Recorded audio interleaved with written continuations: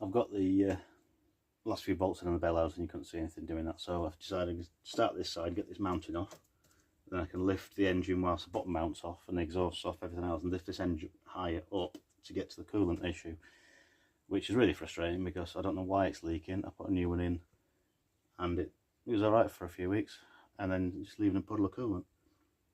So they are a little bit awkward because of the metal pipe that goes into it that holds it in place, and also 2 bolts, and the thermostat goes into block, so there's things you have to pull out of the way, and it may have been the maybe the pipe has got slightly bent.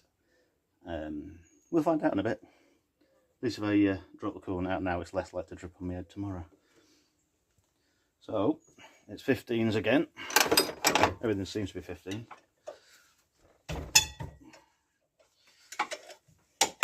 And get this plate out and get the bottom, because there's a nut under there that I can't get at. But once I get this off, I may not need to take that off anyway.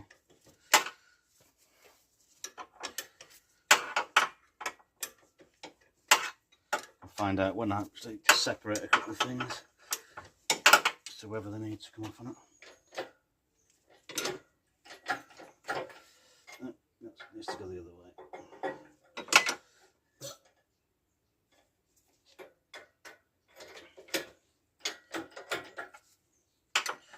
Find a spot where it's loosest. There. Not quite get it by hand. And again, if I undo the other 2, they'll free up the bracket. It may go loose if I can get to them.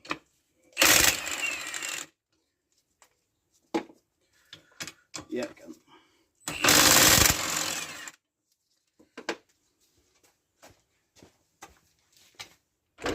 That should loosen that bracket up now, so if it's going to come loose it will do, but yeah, there you go. Must have just undone those, which then allowed enough movement to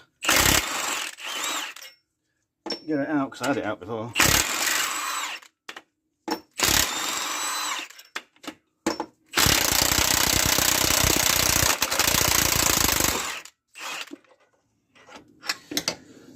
I keep saying it, I must buy some impact sockets.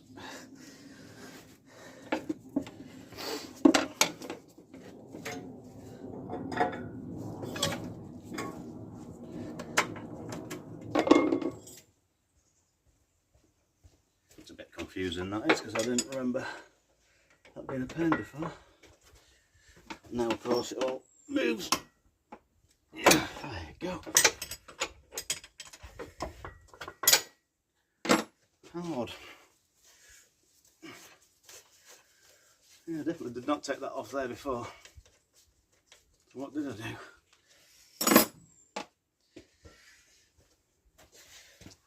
Unless, but no, because I didn't lift it down.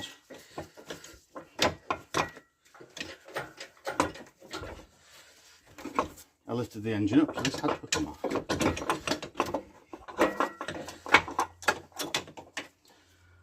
Now it's out.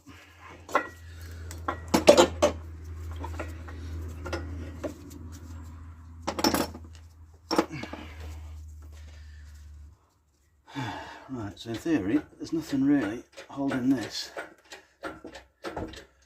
That's as far as it's going to go.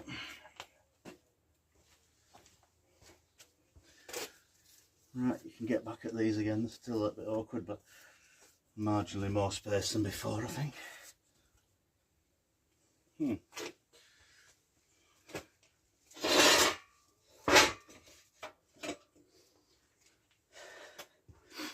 Block the bottom of the engine so it's not going to move.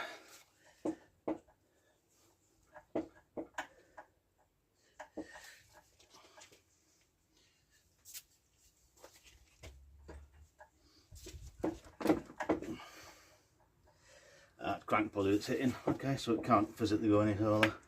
Can't go any higher up than that. Brilliant. Try and catch as much of the coolant as I can.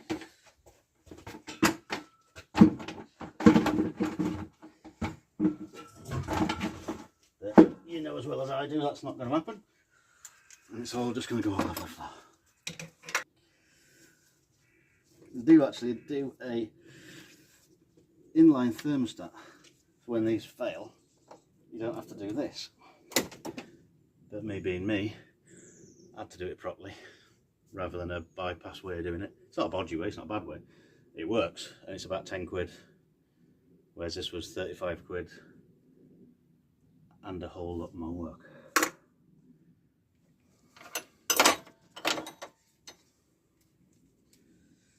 Need that 10mm off.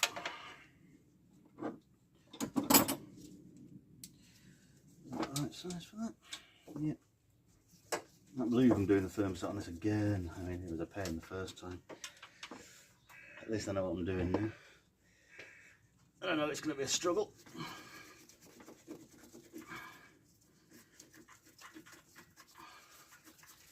Problem is, this sort of stuff, you can't see anything.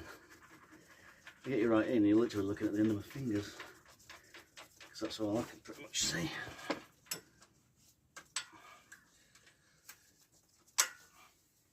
It's just dead awkward.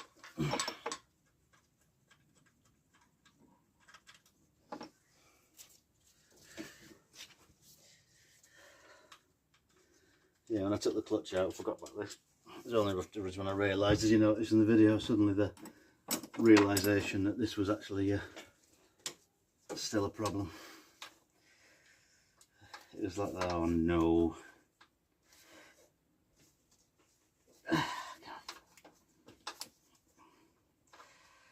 Modern engines built outside a car and then put in. Not always the easiest things to get at everything they've put in there.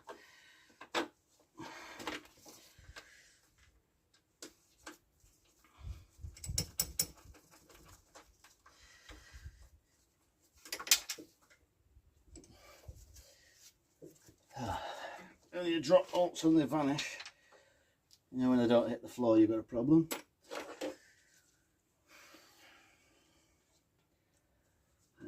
10mm for that one.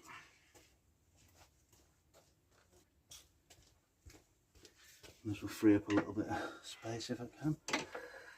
Apart from I don't need a long reach socket today.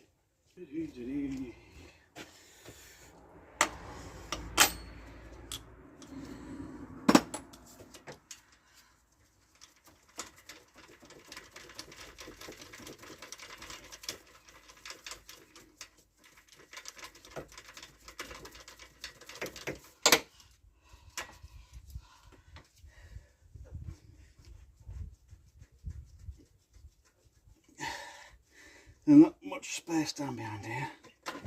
You can free up a little bit of room, but not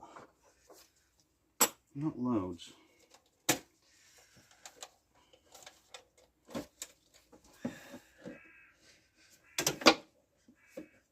you go, so a little bit more. Now I'm hoping it's just leaking from this O-ring so I can get a replacement. And the downside is it's on the pipe that's a real pain to get in and out. So I may have damaged it when I refitted it. Or it was just too much for it. I've cracked it, I don't know.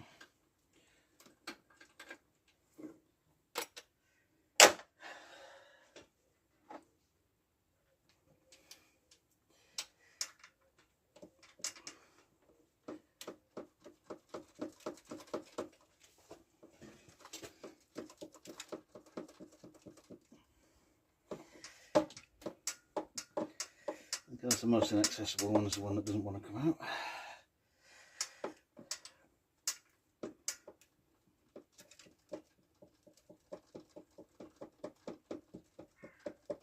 Yeah, the rest, as soon as they were loose, you can get my finger tight. This one don't want to play. Of course, because it's the... oh, there we go. I got it.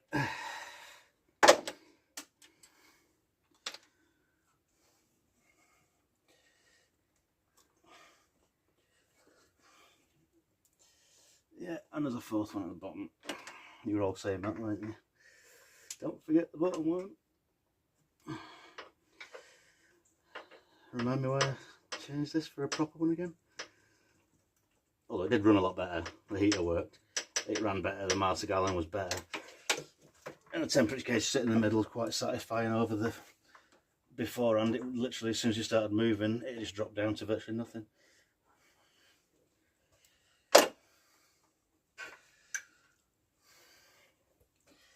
wish I'd put a hole in the inner wing where this was. Yeah, there you go, the water coolant's leaking straight down, missing the bucket. Of course.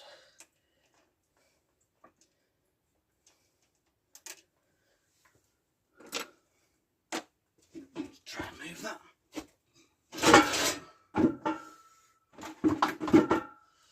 Catch some of it at least and dump it on the floor.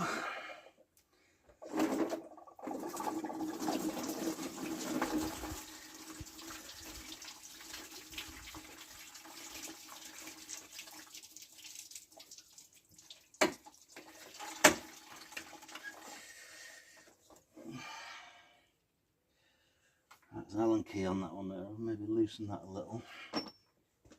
Free off this rather than bending it. It's not easy to see where it leaks from when it's like that, so grab an Allen key.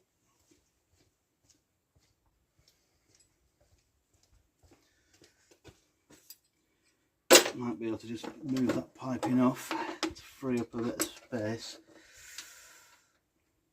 to get it in and out easier, because I suspect that's what I did wrong last time. It may just be the seal that I've it's pulled across to one side and it's making an egg shape, which is never going to work very well.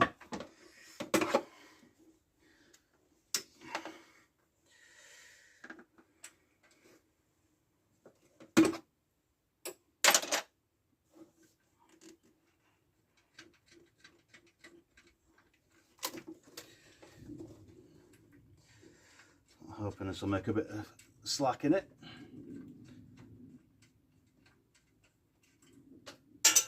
Okay, dropped it.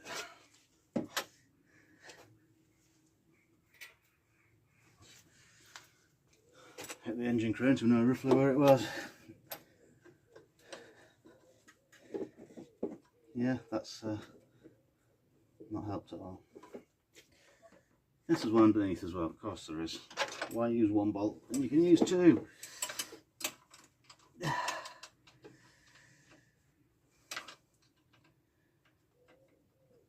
That are inaccessible.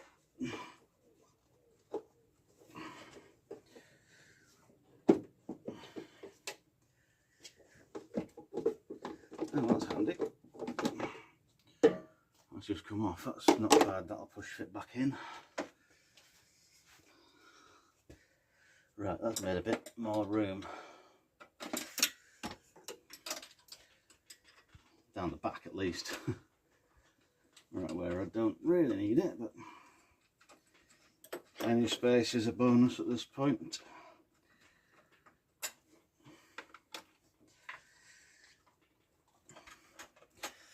Now it would appear that only holds the heat shield on. So the pipe's still solid. Where's that hell on then?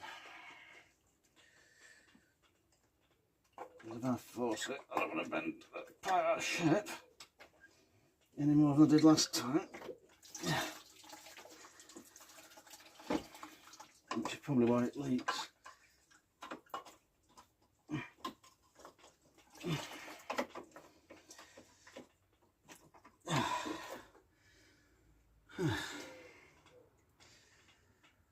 No sign of anything, that's a problem. No sign of where it's been leaking. There's no little pink crusty bits, and no nothing. It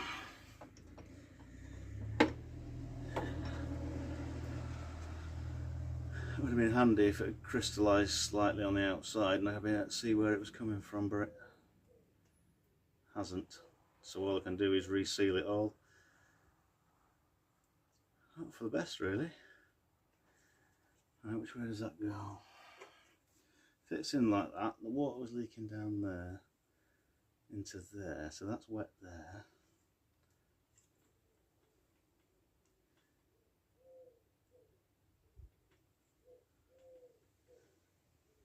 Not an awful lot can do with that. It doesn't look, it's not that obvious where it was leaking.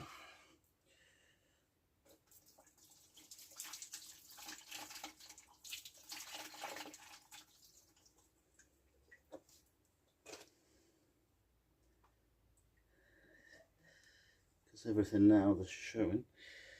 Oh, there's a little bit there. Is that beforehand?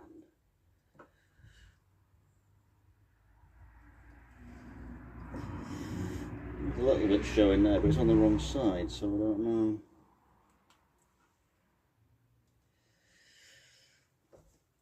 That's on the inside.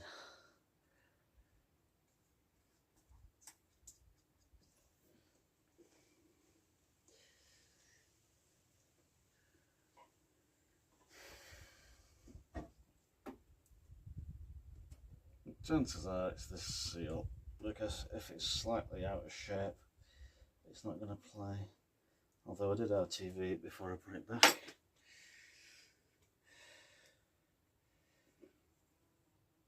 And it only leaks under pressure, so it was only when it's warm. But it actually started dripping, which has made it worse and harder to find.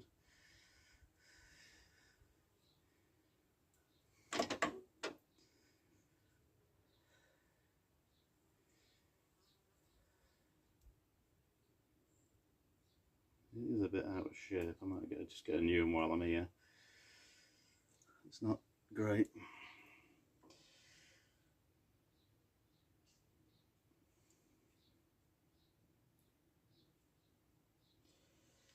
Oh well, that'll do for now anyway. I'll have to get a seal for it, and get a seal for it. Then we can work out what's what and what we need. But that's good. We've got the gearbox in, got the clutch in, thermostat back off again, and I think I know why it's leaking. If I get a new one, I can reseal it anyway, and at least that way I know it's all right. In theory. But yeah, thanks for watching. Tomorrow, hopefully, I'll have a bit more progress. That sun's got quite bright now. Tomorrow I'll have a bit more progress, hopefully, and maybe even get it running. Well, it will be running. Get things back together, that'd be a bonus. Get suspension and stuff like that back in, bottom wishbones on. Yeah, there's actually quite a lot to do still. Subframe's still missing. Yeah, should be running tomorrow. Right, thanks very much. I shall see you in another video with a bit more progress to report. Thank you. Last little bit before I go in now. I've just bled the clutch. Now that's an interesting job, because the brake fluid or clutch you would expect to be fed from this. It's right above the pedals. They usually split off because there's no other bottle. Normally what happens is they have a little pipe a bit lower down. It feeds the master cylinder below the pedals and then out through the quick release coupling to bleed it. All well and good, except it won't bleed. And it wouldn't bleed, and it won't bleed, and the pedal was soggy and floppy and it was not getting anything through. Tried vacuuming it, hand pump through, nothing. So I had a quick look on YouTube, because YouTube's handy. And apparently, yeah, I'm going inside the car. I don't know if you'll be able to see it, I'll try and zoom in on it, but under the pedals here, up above there, above the clutch pedal, inside there, and I'll try and zoom in on it if it will. But that, yeah, there you go. There, right above the master cylinder on there, is a cap. That is the clutch master cylinder, and you have to get in there. Okay, it won't focus right now because there's too much going on. You get in there to fill it. No, it's not playing. Anyway, you get the gist. It's up there, behind there, all the way in there.